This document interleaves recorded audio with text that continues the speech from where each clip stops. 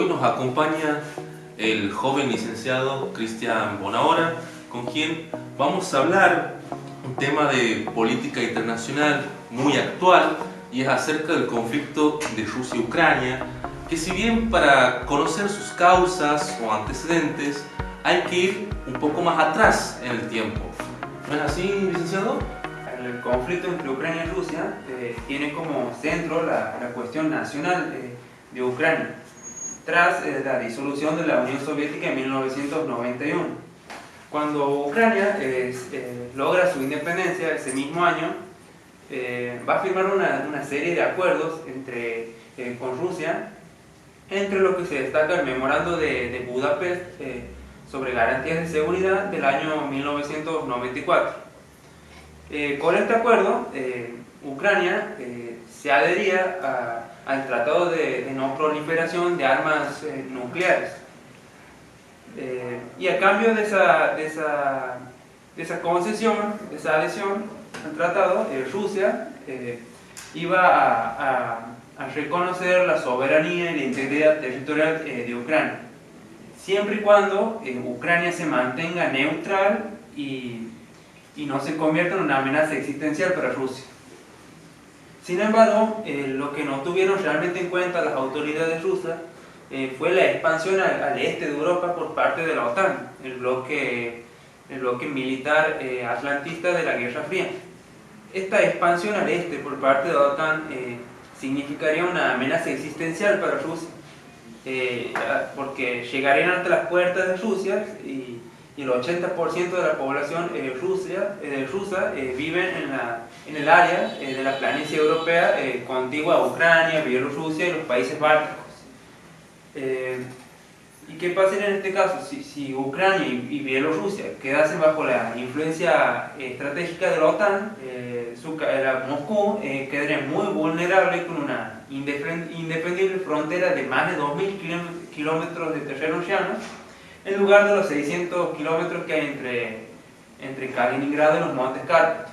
Además, Rusia sería desplazada de sus bases militares en el Mar Negro y quedaría bajo la amenaza de las armas de destrucción masiva, a pocos minutos de su capital, sin tiempo suficiente para defenderse.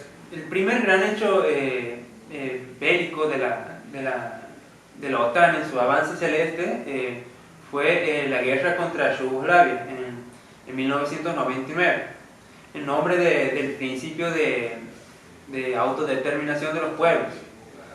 La OTAN actuó en apoyo a los rebeldes separatistas de Kosovo, pero paradójicamente es ese principio de autodeterminación de los pueblos que la propia OTAN no le reconoce a Donetsk, Lugansk y Crimea, y escribe en su lugar el principio de integridad territorial, en el cual no respetó en Yugoslavia o no respeta, por ejemplo, nuestras Islas Malvinas bajo ocupación británica. Entonces, de esta manera, la OTAN, con su avance celeste, fue ocupando todos los lugares en Europa que Rusia fue dejando en su retirada unilateral. Primero los antiguos satélites de la Unión Soviética, después Yugoslavia, el Báltico, Transcaucasia y Asia Central.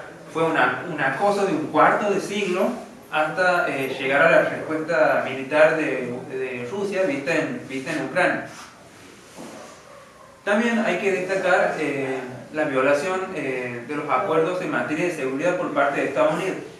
Primero, la administración de Clinton violó el acuerdo de que la OTAN no se movería ni un milímetro hacia el este de Europa, a cambio de la aceptación de la reunificación alemana por parte de Rusia.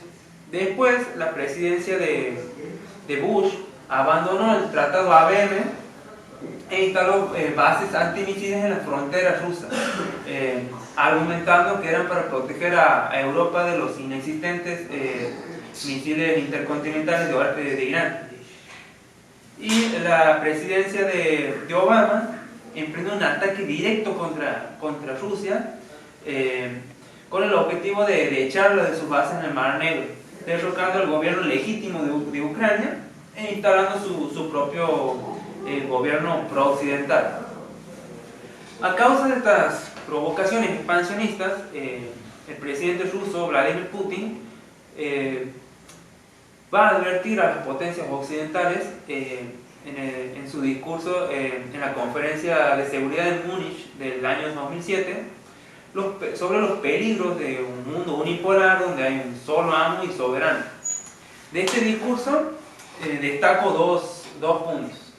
El primero es que Putin denuncia que un Estado, los Estados Unidos, ha sobrepasado sus fronteras nacionales en todos los sentidos, imponiendo a otras naciones, ya sea por la fuerza militar o a través de la deuda externa,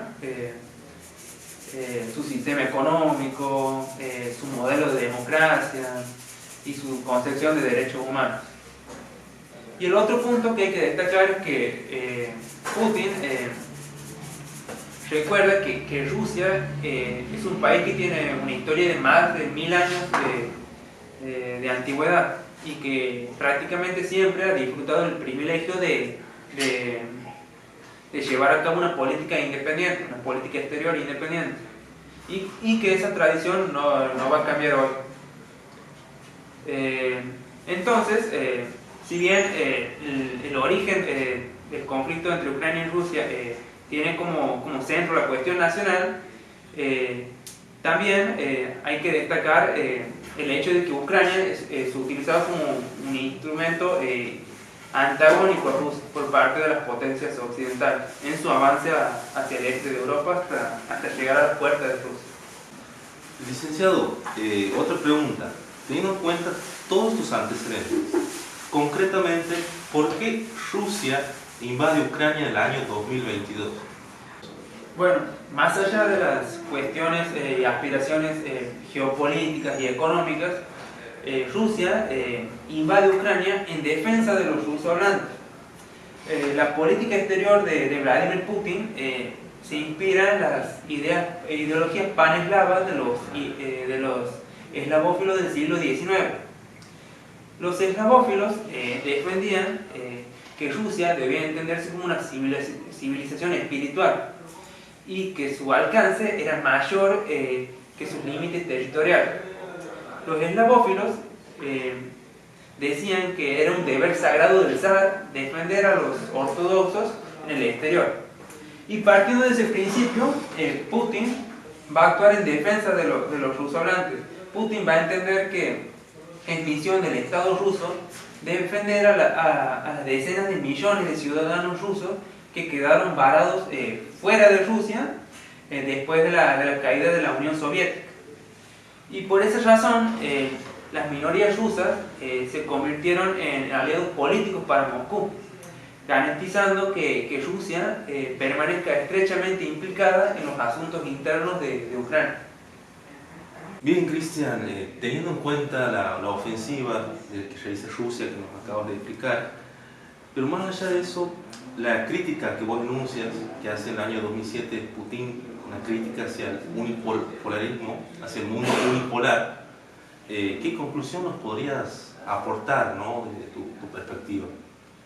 Bueno, aquí en Ucrania hay claramente una confrontación entre las potencias occidentales que defienden el mantenimiento de un orden unipolar con Estados Unidos a la cabeza, y por otro lado Rusia y sus aliados como China, la India, entre otros, que se oponen a este orden unipolar y proponen un mundo multipolar, donde no exista un solo amo y soberano que imponga a otras naciones su sistema económico, político, social y cultural.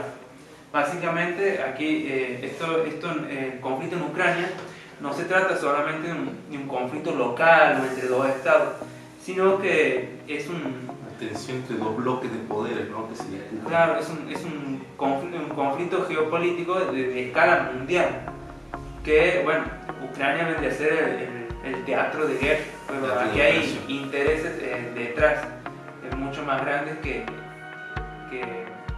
que hay solamente